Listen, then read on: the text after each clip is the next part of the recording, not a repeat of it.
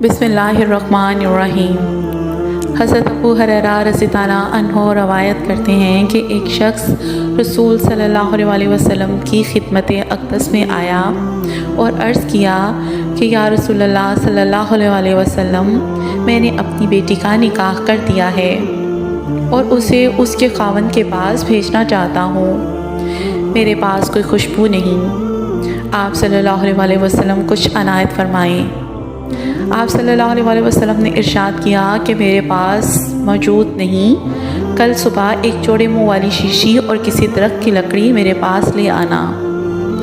दूसरे दिन वो शख्स शीशी और लकड़ी लेकर हाज़िर खिदमत हुआ तो आप सल्लल्लाहु अलैहि वसल्लम ने अपने दोनों बाजुओं से उसमें अपना पसीना डालना शुरू किया, यहाँ तक कि वो भर गई। फिर फरमाया कि इसे ले जाओ, अपनी बेटी से कह देना कि इस लकड़ी को शीशी में तर करके मल लिया करे। बस जब वो आप सल्लल्लाहु अलैहि वसल्लम के पसीना मुबारक को लगाती, तमाम अहले मदीना को उसकी खुशबू पहुंच जाती, यहाँ तक कि उनके घर का नाम ही खुशबू वालों का घर हो गया। सुभान अल्लाह। कुर्बान जाऊँ मैं अपने आका मोहम्मद सल्लल्लाहु अलैहि वसल्लम पर।